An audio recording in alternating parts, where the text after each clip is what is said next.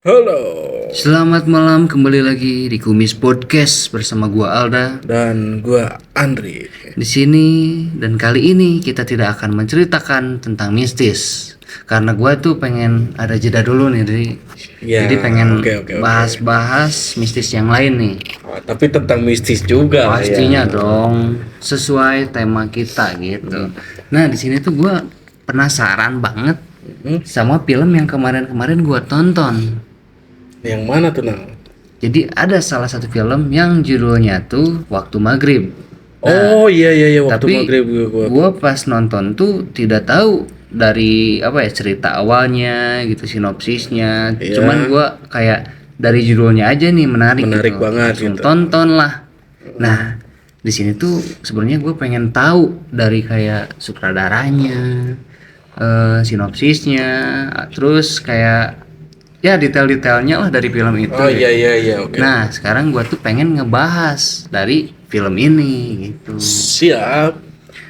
Nanti lu juga ikut bacain reviewnya ya. Boleh dong. Soalnya gua juga tentang film horor waktu maghrib ini tuh menarik banget lah. Menarik banget ya. Soalnya mengingatkan gua pada masa kecil tuh, di Betul. kampung lagi. Iya. Dan ini tuh sangat relate. Jadi waktu itu tuh gue kan gue ke bioskop tuh. Gue lihat, gue lagi bingung. Ternyata waktu maghrib tuh udah keluar nah. Jadi gue langsung tonton aja. Tapi takut nggak? Untuk takutnya sih ya lumayan lah, takut lah. Enggak Soalnya kali orang lu sama cewek baru tuh kemarin. Waktu itu. oke. Jadi lanjut aja lah ya. Oke. Jadi kita sekarang temanya mau bahas review film Waktu Maghrib ya. Oke. Oke, jadi biar gak penasaran lagi, mungkin inilah review filmnya.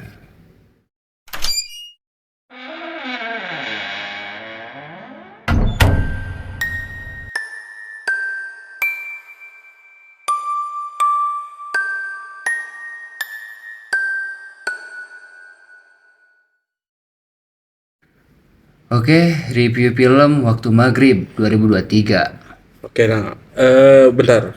Sebelum lanjut pembahasannya, gue tanya dulu nih. Film Waktu Maghrib ini tuh sequel dari Menjelang Maghrib apa gimana?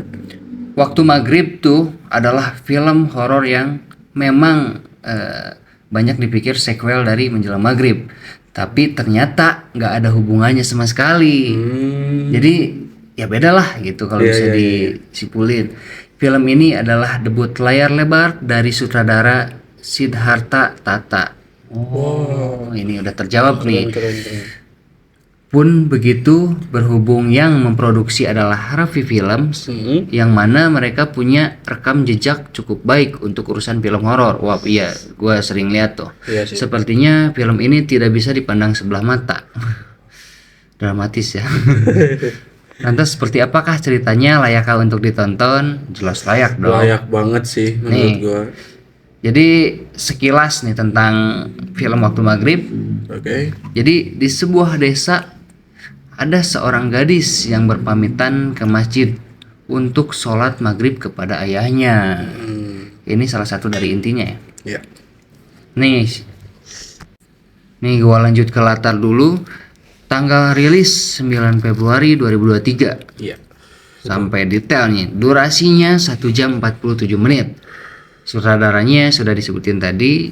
Siddhartha Tata. Betul, produsernya Gope T. Samtani dan Sunil Samtani. Penulis naskah Agasyah Karim, Halid Kasogi, Bayu Kurnia, termasuk juga Siddhartha Tatanya nih. Produksi Rapi Film, Sky Media.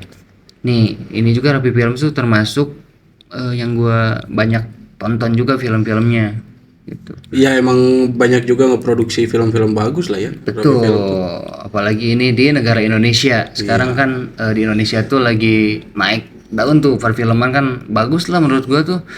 Kayak maju banget. Betul, apalagi film-film horornya tuh yang gua lihat dari awal film horor sampai sekarang gitu kan ya lebih naik daun lah gitu. Betul. Nih, lu ingat nggak siapa itu pemain atau pemerannya di film Waktu Maghrib ini? Masih ingat nggak? Yang gua inget sih Nafiza Fatia. Oke, yang lainnya lu inget? Yang lainnya gua Jadi ini lupa nih, lagi. pemainnya tuh ada Ali Fikri, Oh iya, Arif Fikri ya. Bima Sena, Ya. yang kata lu tadi Nafiza Fatia, Rani dan Aulia Sarah. Mereka tuh keren sekali tuh ya. Gua lihat dari memerankan filmnya, mendalami karakternya gitu. Sangat keren. Iya. Nih gua lanjut ke sinopsis film atau alur cerita. Warning dulu, tulisan di bawah ini mengandung spoiler. Tapi ini udah apa ya, udah rilis inilah ya. Jadi Buat kalian yang belum nonton, nonton dulu aja. Nanti dulu aja, gitu. mendengarkan ini. betul sekali. Ini tuh hanya apa ya? Ya review pembahasan yang diulang gitu ya. Iya, betul. Setelah nonton filmnya. Di desa Jatijajar Wonoasri. Nih, jadi di sini tuh ada Wati yang diperankan oleh Bebe Gracia. Karta diperankan oleh Malvin JJ dan Derajat diperankan oleh Evan Putra bermain di lapangan. Tuh emang tuh pada awal pasti pada tahu. Iya, iya. Menjelang maghrib, Wati mengajak kedua temannya pulang. Namun karena Karta dan Derajat menolak, Wati memilih untuk pulang sendiri. Saat melewati hutan, sesuatu menarik tubuh Wati. Hal serupa dialami Karta yang masuk ke hutan untuk mengambil tongkat mainan yang masuk ke lubang. Iya. Sesuatu menarik tangannya hingga salah satu jarinya putus. Gitu. Itu yang bikin gua Agak ngilu lah. ngilu banget. Belakangan Karta diketemukan selamat sementara Derajat tewas. Wati sendiri menghilang. Nah tapi gini, sebelum lanjut, gua kan nonton juga lah ya. Gua tuh fokus banget terhadap film horor ini karena ya gimana ya, relate banget lah dengan keadaan gua yang waktu dulu main Nostalgia maghrib banget ya. Terus sampai kan kalau dulu hilang saat bermain tuh sama Wewe Gombel kayak gitu kan. Jadi relate lah ini gitu. Iya betul. Nah, kalau misalkan dulu kan ada ya kulit katincak tuh yang kita dulu pernah bahas. Udah ada juga di episode sebelumnya ya. Iya, jadi betul. orang tua kalau misalkan anaknya jangan main maghrib atau Keluar maghrib malam gitu, pasti bilangnya awas ada kulit katincak. Iya. Buat pembahasannya kalian boleh ditonton aja. aja.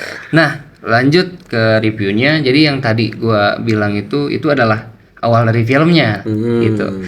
Ini tuh masuk ke 30 tahun kemudian. Adi diperankan oleh Ali Fikri. Saman diperankan oleh Bima Sena dan Ayu diperankan oleh Napija Fatia Rani. Adalah teman sekelas. Karena sering terlambat, Saman dan Adi langganan dimarahi oleh Bu Woro, yaitu sang guru ya, yang dikenal killer lah gitu. Saman juga acap lupa mengirim madu ke warung Marto. Nih, jadi Saman tuh sama kakaknya tuh memang disuruh apa ya, sering mengantarkan madu gitulah. Oh ini ya, apa sih? Ke warung gitu. Padahal uang hasil penjualan madu tersebut dibutuhkan untuk memenuhi kebutuhan sehari-hari. Ya. Tapi dia tuh kayak ya agak susah lah. Alhasil Samiun yang diperankan oleh Kevin Abani, kakak Saman yang setiap hari banting tulang untuk mencari nafkah, selalu memarahinya. Bahkan tidak jarang main tangan tuh, selalu mukulin adiknya gitu. Suatu hari Adi dan Saman pergi untuk menonton pertunjukan wayang di kota. Dalam perjalanan Adi dan Saman berandai-andai hidup mereka pasti lebih tenang jika Bu Woro mati. Jadi sang guru tuh Bu Woro tuh kan. Iya. Di saat bersamaan Sadis. Bu Woro diteror oleh hantu berwajah seram hingga akhirnya meninggal, dan itu tuh kejadian. Oh iya. Ini gue juga gak ketebak pada saat di situ. Kirain gue tuh gak kayak gitu alur ceritanya. Tapi ini ternyata apa yang disebutkan oleh Saman tadi malah kejadian gitu. Kejadian tersebut membuat mobil yang ditumpangi Adi dan Saman memutar balik. Keduanya pun batal menonton wayang. Sejak itu Saman yang merasa bersalah menjadi pendiam. Sampai kemudian sosok hantu yang sama dengan yang membunuh Buworo datang dan merasukinya. Nih fotonya lihat kan? Iya tahu. Gila anjir, ini aneh gua sih, creepy banget sampai anak-anak kesurupan, tapi kayak kesurupannya tuh gila gitu, kayak gak ngotak lah. Tapi menurut gua di film ini ya pemeran anak-anaknya itu jago banget Jago banget, memerankan. bener gua salut sih. Gitu. Jadi penonton tuh kalau gue ya, gue yang lihat acting dia tuh anjir kayaknya gue ya susah lah untuk memerankan kayak gitu. Tapi ini bagusnya yang memilih apa ya, pemerannya tuh lebih keren, soalnya yang gua tonton ini pemeran anak kecilnya pada cocok gitu. Iya. Sampai ada hal yang tragis nih, yang sadis juga. Jadi dalam kondisi kerasukan, Saman membunuh Samiun, membunuh ayam-ayam milik tetangga, dan meneror Marto dengan botol berisi darah ayam yang biasanya dia mengantarkan madu. Tapi di saat itu dia tuh kayak menjeduk-jedukan kepala di warungnya. Pas dilihat ngapain, ternyata dia ngasih botol yang itu tuh darah. Isinya darah Ayam tetangga gitu. Itu juga setelah membunuh Samiun, membunuh kakaknya sendiri. Aduh. Ia lalu ditangkap dan dikurung di gudang milik Pak Lurah. Belakangan Saman diketemukan tewas gantung diri, sampai anak yang itu kesurupan juga gantung diri, meninggal dunia. Jadi di sini tuh gue bener-bener ketebak banget sumpah. Alurnya itu Guru pengganti Buworo datang, namanya adalah Buningsi. Nah di sini mulai ke akhir-akhir nih. Sifatnya berbanding terbalik, malah ramah, lembut dan penyabar, beda sama Buworo yang galak tadi. ya. Demikian giliran Adi yang kemudian dirasuki oleh hantu, temannya Saman tadi yang udah meninggal. Ayu lantas mendapat informasi penting dari pamannya yang tinggal di hutan, yang tak lain adalah Karta, diperankan oleh Andri Masadi. Wah, lu memerankan juga. Iya, gue emang sebenarnya gue diam-diam tuh memerankan film. Nah, Sebenarnya lu ada dua ya. Oke. Bahwa anak-anak di desa di Jati Jajar dalam bahaya, dan pelakunya adalah salah seorang yang tinggal di sana. Nah di sini tuh gue sempat menebak-nebak ya, sampai akhirnya tahu lah. Nih gue terusin dulu. Dapatkah keduanya menyelamatkan Adi dan desa Jati Jajar dari bahaya? Siapakah sebenarnya pelakunya? ya. Ini nih yang pasti dipenasarankan oleh semua orang, termasuk gue pada waktu itu. Tapi karena udah menonton lah ya, jadi gue tahu nih. Sebutin jangan dong. Buat kalian kawan kumis, tonton aja tuh langsung filmnya. ya. Karena ini hanyalah pembahasan review aja lah. Nih memang di bagian akhir yang jelas sekali terlihat terburu-buru dan sedikit tidak masuk akal tuh. Jadi penggunaan campuran bahasa Indonesia dan Jawa itu tuh bercampuran gitu. Jadi gue sendiri juga kan gak ada translate-nya tuh, jadi sedikit agak kurang paham lah gitu. Dan yang paling gue suka ini tuh dari film ini, banyak adegan yang kayak memanjakan mata gue gitu. Pokoknya rating nih dari gue sendiri 8 lah. Iya betul. 8 plus, pokoknya plus lah ya. Keren banget gitu. Ya gue juga nilainya ya 8 plus lah. Ya soalnya gue nggak lihat dari ceritanya juga, gue tuh lihat kayak dari frame-nya, dari color grading-nya itu keren banget sumpah. Gue bangga banget itu sama Indonesia telah membuat film yang semenarik itu. Dan buat kalian nih, kalau misalkan belum jelas dari pembahasan kita, ya yang pastinya kalian nonton aja deh. Nonton aja lah. Soalnya memang kalau belum nonton itu kan apa ya, susah kalau diomongin kayak gini. Tapi ingat tontonnya itu di bioskop. Walaupun sekarang udah beres lah.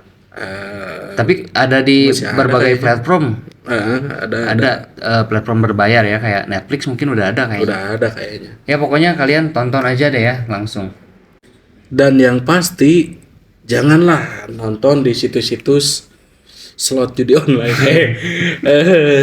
Situs-situs film bajakan gitu. Nah ini gue setuju banget.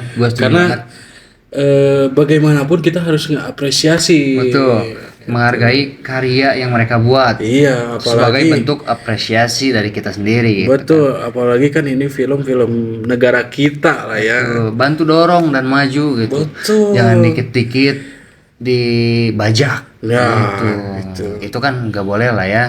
Wah, itu sangat melanggar undang-undang perfilman lah. Tuh. Intinya pokoknya kalian harus nonton. Udah gitu dari gue. Mending tutup aja lah ya. Oke, siap.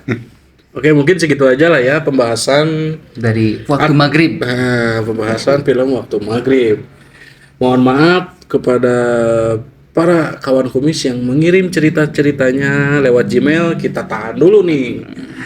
Karena ya selang-seling aja lah ya. Nah, di episode selanjutnya kita bakalan ceritain lagi nih cerita yang kalian kirim yang udah tertera di Gmail, di DM juga. Di Lu DM udah juga banyak sih gue lihat. udah dibaca. Udah, ada sebagian dibaca. Siap. cuman- Nanti kita suarakan ya. Iya, betul. Oke, mungkin segitu aja. Kami Kumis Podcast undur diri. Saya Andri. Saya Alda. Tunggu kami di episode berikutnya. Berikutnya.